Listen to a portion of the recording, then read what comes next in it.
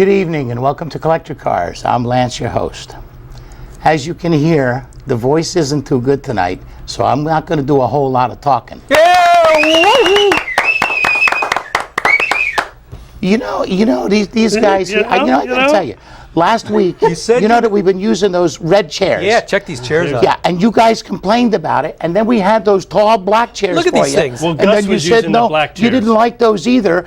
Stand up a minute, Mark or Bill. Look at the chairs we Look at gotta these have babies. for me. Look at this. This is like executive type chair stuff Oh, here. they're comfy too. Yeah. Yes, and I understand. I got the memo from Perkins. You guys want ottomans and lazy boys. What kind of thing is this? While you're not talking, See, when I get excited, you make me lose my voice. It's gone. It's about gone. gone. So here's what I'm going to do. we should talk about a clip then, huh? Yes, we should talk. We got a nice, I knew the voice was going, so I decided to do a nice long clip. We've got Chevelles. Now, I know you Ford guys are going to be going. I'll do the lead in then. But we have, on here, we have all the Chevelles that Terry Lewis sent us from, what is the show again? Well, it was a Chevelle. It was a regional Chevelle show up in Denver, the Denver area, and Okay. so he, of course, having a Chevelle, went up there, and so it's all Chevelles tonight, I'm afraid. Cool. What is that, Yeah. Rocky Mountain? Yeah. And then I Rocky got a Mountain. little surprise for him. At the end of the Rocky Mountain Chevelles, I got a surprise for him. And just as a lead-in, this is a pretty good-sized Chevelle show, and there was voting, and it was a top 20, and Terry Chevelle took first place. Yeah, I like that. And for those that you he's hear me very talk about deserving that, of that. it is one of the nicest. I mean, It it's a is. hatchback. It is. It's It's never just been duplicated, gorgeous, man. and I'm glad gorgeous. he won because he's very deserving of that. Very cool. Cool car. All right. Well, Mr. Perkins, we got a long clip. And guys, listen, let me just give you the word. I know the difference. I do know the colors. I know the reds from the blues, from the greens, from the silvers. Okay? So you give them the rest of the information. I've already got that. Okay. But that's not your job.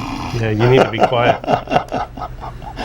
All right. If we don't fall asleep. Roll that Yeah. footage, Mr. Perkins. Oh, and there is that Chevelle. Ah, yes. Row after row of Chevelle. Now, this is at Burt Chevrolet. Yes. Chevy dealer then. Chevy Yeah, so dealer. it's a Chevy dealer. Yeah. Exactly. It looks like a pretty big dealership. Yeah, it is. And I'm glad to see that the Chevy dealerships are embracing that kind of thing these days, because that's an awfully good thing. I mean, it's got to good. I bring mean, bring in a lot of people when you do it. I just can't even imagine that. 1964 Malibu. Now, of course, the Chevelle, the Malibu, first came in existence in 1964. 64 and 5 have the same basic body style, and then from there, it changes every year. Now, I don't know if this was Terry's got a buddy who had a car out there. I don't know if this is the one or not. and that is a red one, Lance. Yes, Okay. I got that part. All right. I really liked that body style the first couple years of the Very Chevelle. Real square. square, yeah. Yeah, Real it was square off. kind of boxy, but it really was something that grows on you very well. Mm-hmm.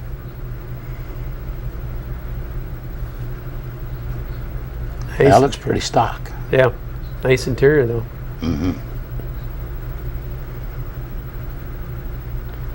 Very nice interior. Now you can, all these Chevelles, the biggest way to tell once you get past the 60s is with the taillights and the headlights. Right, we'll talk about that when Pretty we get much. to some of those a little bit. So Do a this little, is this is a night, yeah, Finn's Fenders and 69. four-speeds. 69, yep. And probably the easiest way to tell that, if we have a reverse shot, we'll talk about that. This is an SS car, 396. That was the biggest engine that came out that year. Technically, you could order it with a 427, but it wasn't considered actually an SS. That was in the Copo cars that they had a 427. So the basic Chevelle package with an SS was the big block, this with 396. Good looking car. It By doesn't that look time- like factory, does it?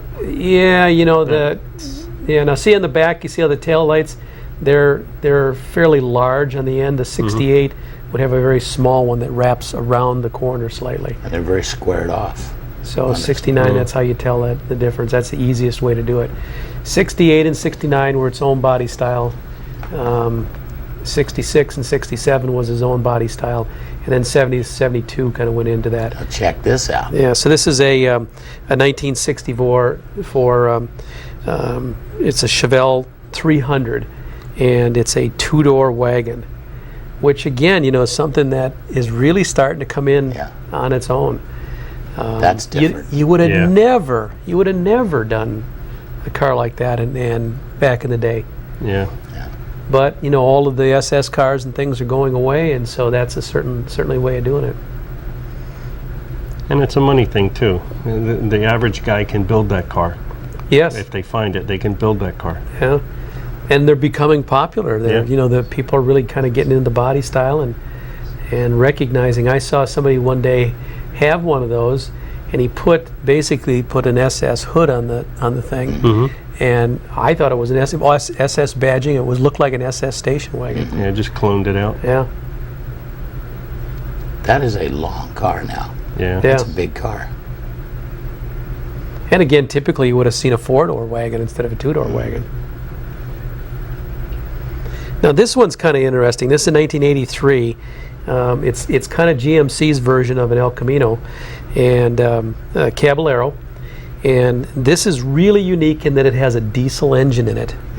And this is owned by Russ and Nancy Lewis. And this happens to be Terry's dad. Oh, okay. And Terry's dad has had this thing forever. I saw that when I was Yes. doing the clip. Yeah. I wonder. don't know if he bought it new. I forget the story now, but he's had it for a long time. We don't see it as much anymore, but it's in absolutely pristine condition. And the number of diesel units that were put out was very, very few. Yeah. In fact, That's got to be pretty rare. yeah, I think that when they researched that, they really couldn't find any that were much around anymore. It was pretty much a special order. Yeah, I think it probably Yeah. was. Very cool. Yeah. Really good body lines on it. It basically had the same body styling. They just changed the front end around a little bit and kind of went from there. See, and this would be a 67, but this is now an El Camino.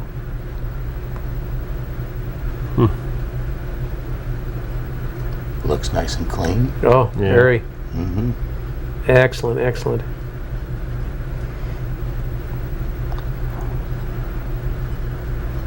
What was the motor in that one? Do you know, Bill? I don't Like think. a small block. Yeah, didn't tell us what it was. Small block with air with power brakes. Get you down the road. It certainly is Yeah. something that is a good cruiser. Looks like he's got a little hood scoop on the front going there. That's what it looks like, doesn't it? Yeah, that would not have been standard or anything at that time. 66, So this is going to be a 65. 65. 64 and 65 were pretty much identical.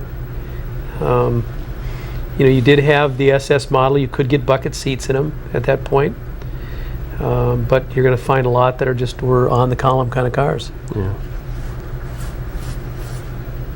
Yeah, that looks a little bit different in the rear end. Well, 65 went to a little bit more trim. Yeah. And on an SS car, you had a little bit more trim yet. That's kind of interesting. I guess that is chrome. Yeah, they did a At lot first, of it didn't look. radiator support. All the heater hoses look like they're wrapped in that. So this one jumps up now. This is a 1969, and again, it has the same front end as that 69. So that's kind of how you can tell. The back end is more reminiscent of the earlier, 67, 68s. It's a nice cover with a mural. Yeah, exactly. And this one is a 69. This one's just well, it's an SS car. Rally wheels. And again, you'll find that a 68 and a 69 were very similar as far as body style. Did he list what motor's on it? It's a big block. He did not list what motor was on this one, no. That looks like a pretty big motor in that one. I'll look at the valve covers. Hmm. You can see there's a raised hood on it, just through the windshield there, which again is very similar to what a 69 would be. The tail lights are that larger group. Vinyl roof, that's kind of interesting. You don't see that as much, on an SS car. That now was in options. Yeah, so now we're back to that 64, 65 body style. This is a 65. It says it's an SS. And what was interesting with an SS in 64 and 65 is you get a 283, Yeah. a 327. In fact, they really made very few of those. There was one that they made, a couple hundred of that had a big block in, but that was really about it. Automatic on the floor, bucket seats. Good picture. Yeah. Seat belts are laid out nice, steering wheel straight. That looks pretty stock. Yeah. Ooh, and then a convertible. Yeah. 64 SS convertible. That was going to be my first car, but my father nixed that deal. Now you don't see a whole lot of convertibles in these. No, you don't. And again, it was one of those things that 64, 65 weren't as desirable. It was more as you got 66 and up that it became a lot more viable. This one's a 69 now again. It doesn't look like we've got a lot of 70s models, which is a shame because we could talk a little bit more about the differences there. A lot of chrome. A lot of chrome. You'll see I fixed that at the end.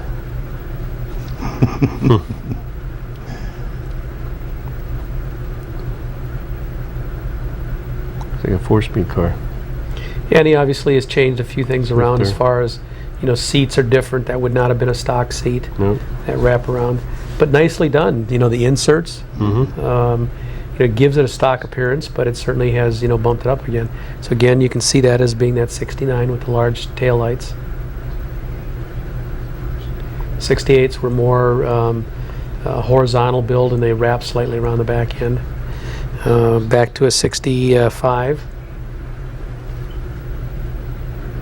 And this is an SS car, but it also looks like it's a small block that's in it based on the badging that's on the That's front. nice. Yeah. Oh, excellent. Nice interior. 4-speed.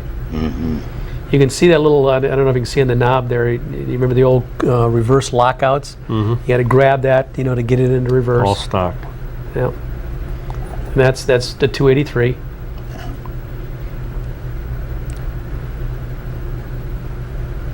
Very cool. We're looking at a mirror, of course, right there. The oil pan. Yep. When they've got mirrors to highlight and show you the underneath, the undercarriage, that car is Yep. You know it is good. Yeah. And the stock SS wheels for that year, which were not really very fancy, but they were certainly interesting for sure. It's a 1966 Chevelle. 66 and 67 again were their own body styles. And a 66, can you see how the tail lights are kind of swooping in the back? On a 67, they wrap around. Wrap in. Yeah, so a 67 would wrap. That's how And you they're tell. the side is starting to get a little curve. They got a little bit away from the 572. boxy. With That's a not factory. 572 in it. Yeah, I don't not think that was factory. exactly factory for that year. Again, that was an SS 390. The only thing you could get in an SS car in 66 and 7 was this 396. It had to be a big block. So you didn't have a small block, SS. Was there one available with a 427? No, there Aluminum? was not. No, that wasn't until 68 that came along. This is a 1970 El Camino SS. Again, 572. 572. Jeez. That's a popular motor, huh?